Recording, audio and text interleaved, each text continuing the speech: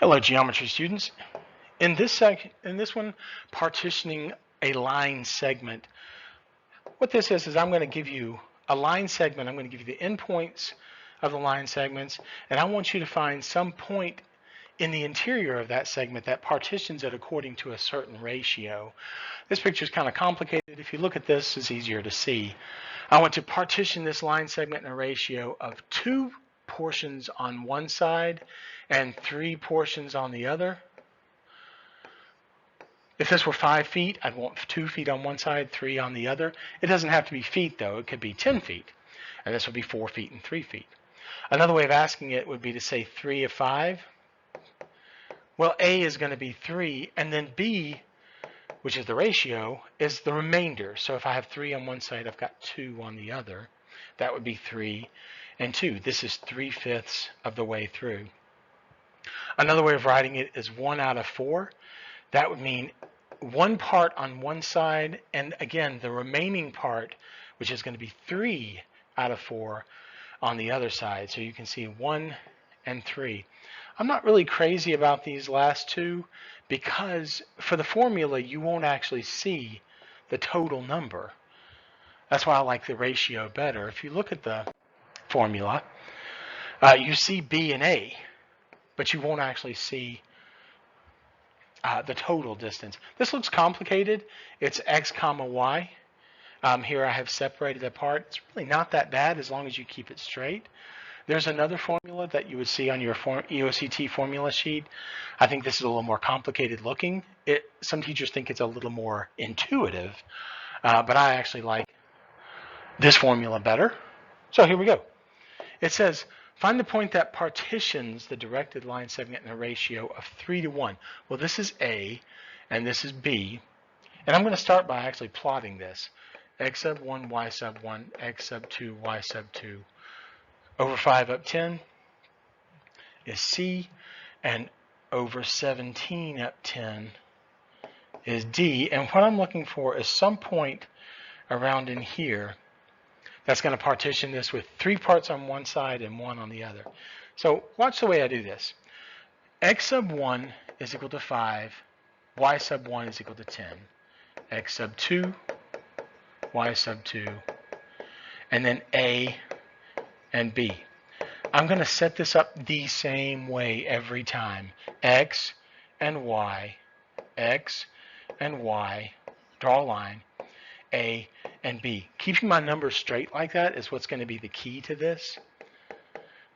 So I'm going to look at the formula, and it says B, which is here, times X plus A times X over B plus A. And then what goes in are these numbers for your X coordinates. So 5 and 17. And then you just calculate it beyond that. I'm going to go and set up the Y. It's the same thing. It's B plus A. To be in a code yellow lockdown, that is for all staff as well as students. Unless you happen to be working for the county on campus right now, you should be locked. So in for Y go your Y coordinates. Once you do this, you just plug this into your calculator. Now this is 56 over 4. Make sure that we're all handling this appropriately. So please make sure students This one's obvious. and staff alike are following the protocols of the lockdown. So the coordinates are 14 comma 10. Sorry about that interruption if you heard it. 14 comma 10. Let's just see if that's right. Over 14 up 10, that's P. And it looks like, yes, this is 3 parts and this is 1 part. And you can see where it actually divides. So it's like this is 9 feet on one side and 3 feet on the other. Well, look at number 2. Same thing. I want to partition this in A to B. This is X sub 1, Y sub 1, X sub 2, Y sub 2. I'm going to start by plotting it over 3 up 2, and then over 3 up 12. And I'm looking for some point probably around in here that's going to divide this 2 to 3. And again, I'm not going to write down all the X sub 1. I'm just going to say X and Y X and Y, A and B. Just keep your numbers straight.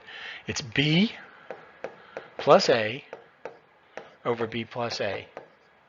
And in here go your X coordinates. As long as you have this set up the same way every time, you're not likely to make mistakes about plugging it in.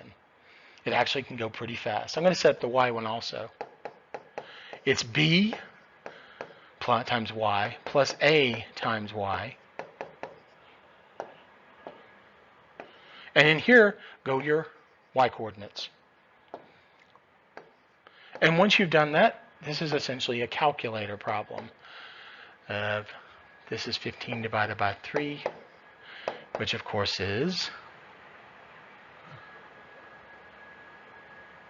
oh, I already knew the answer, and I was wondering why that wasn't working. This is 15 divided by 5, which of course is 3.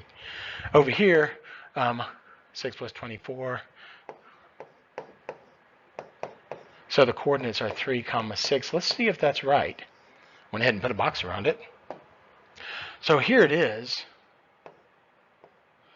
And again, you can see it's got 2 parts on this side and 3 parts on this side. There's 2, 1, 2, 3.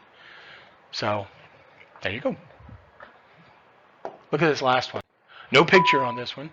Another interruption. Okay, folks, when we're in A code yellow, and when B. we're in a code yellow lockdown, what that means is that there's X sub nothing 1, going Y on sub in 1, the area around 2, our school. Could be off campus. So 2, in all likelihood would be off 5, campus. Could be 8, a mile or 2 away. 14, Could be in the school across the street 1, or at the courthouse. 2. Whatever the case is, when we go into B, a code yellow, we lock the campus down so nobody else can come A, onto our campus. We lock the doors and continue, as Dr. Lowe said earlier, continue to teach and carry on business as normal.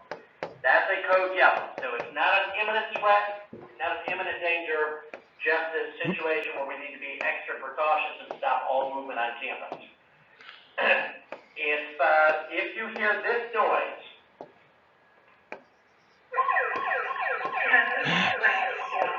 you are getting a brief review of our lockdown procedures in the background. if you were to hear that siren come on and that announcement, it means we have switched from a code yellow to a code red, or we've gone directly into a code red. Let's see what we got for this one. On our campus. 4 plus 8. If we have a danger on our campus and that alarm gets sounded, at that point, you will turn the lights off in your classroom, you will move your bookcases to block the door, and your number one goal would be to crouch down and be as quiet as 4, 8 is the point that partitions that rate, that line. And that's that. Mr. Young doesn't sound very happy. Come on, and when you do, we'll be providing directions, but in the meantime, your number one job